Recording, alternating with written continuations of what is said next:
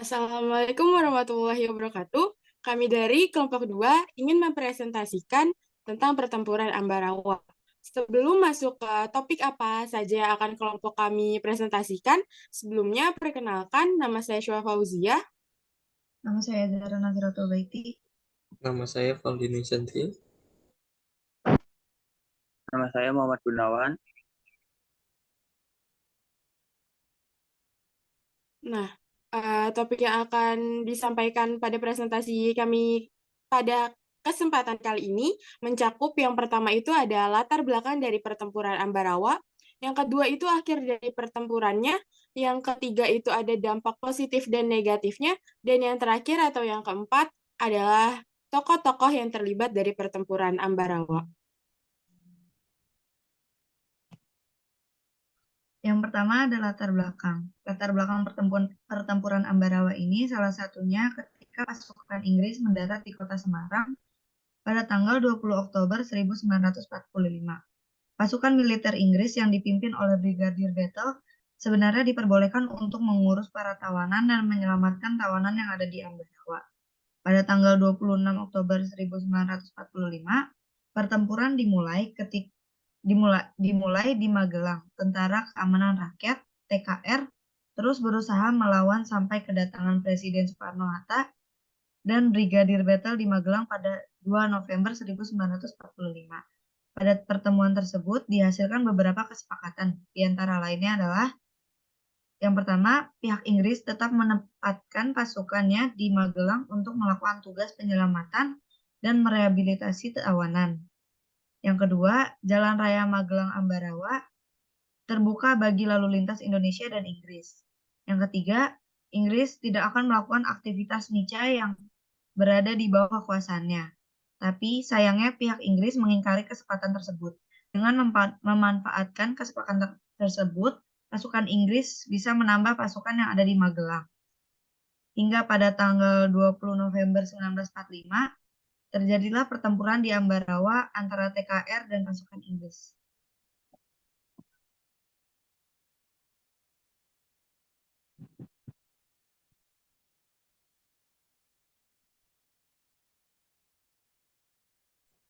Akhir dari pertempuran ini. Karena posisi pasukan Inggris yang sudah terdesak, maka TKR segera melancarkan serangan terakhir, yaitu yang pertama, melakukan serangan serentak dari semua wilayah. Yang kedua, tiap komandan wilayah memimpin serangan. Yang ketiga, pasukan Laskar Perjuangan dijadikan sebagai tenaga cadangan.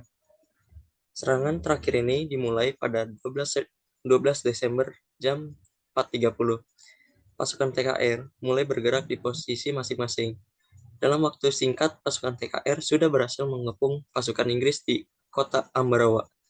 Pasukan TKR mengepung kota Ambarawa selama 4 hari, 4 malam. Akhirnya, pada 15 Desember 1945, pasukan Inggris meninggalkan Ambarawa dan menuju ke Semarang.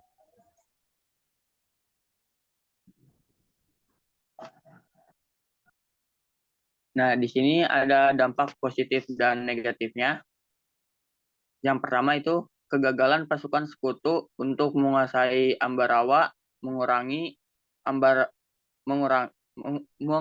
menguasai Ambarawa, mengurangi keberanian pihak Belanda untuk kembali menjajah Indonesia. Yang kedua, pasukan tentara dan pejuang dari Indonesia berhasil membuat sekutu dan Nica mundur dan menuju ke Semarang sehingga area kekuasaan Indonesia sukses direbut kembali. Yang ketiga, keberhasilan pertempuran yang terjadi di Ambarawa membuat antusiasi juang di wilayah lain terus menjadi berkobar. Yaitu yang negatifnya itu yang pertama banyaknya kematian yang terjadi dari kedua belah pihak, khususnya di pihak Indonesia. Yang kedua, gugurnya Letkol Isdiman Suryokusumo akibat serangan dari pesawat Mustang. Yang ketiga, keamanan rakyat. Penduduk setempat Ambarawat serta Magelang terancam apalagi menyebabkan masyarakat sipil tewas. Yang keempat, kegiatan perekonomian serta kehidupan sosial di area pertempuran terhambat yang sanggup mereka jalani, cuma bersembunyi dari serangan-serangan pasukan sekutu yang mengancam keselamatannya.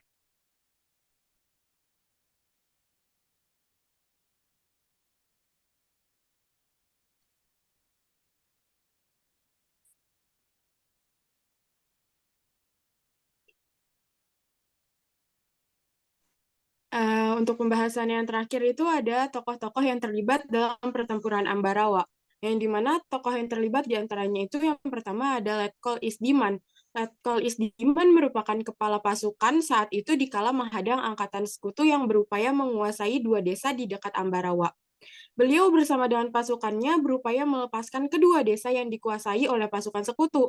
Tetapi naasnya, Letkol Isdiman gugur dalam pertempuran tersebut. Yang kedua itu ada Kolonel Sudirman. Kolonel Sudirman ialah salah satu petinggi pertempuran Ambarawa.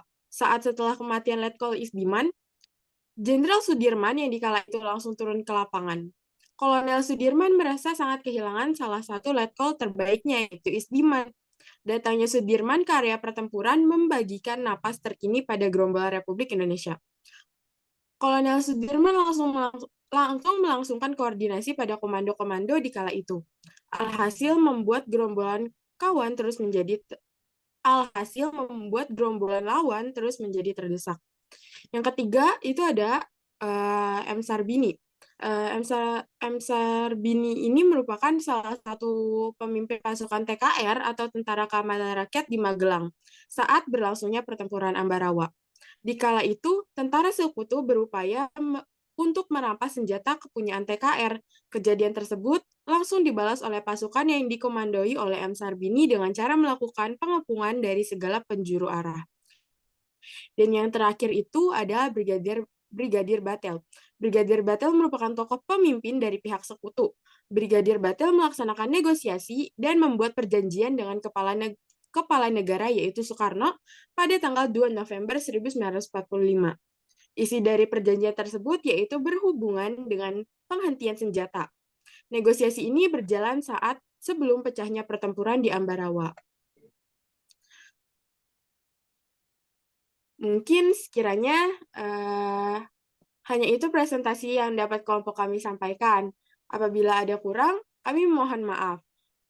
Wassalamualaikum warahmatullahi wabarakatuh. Wabarakatuh. Dadah.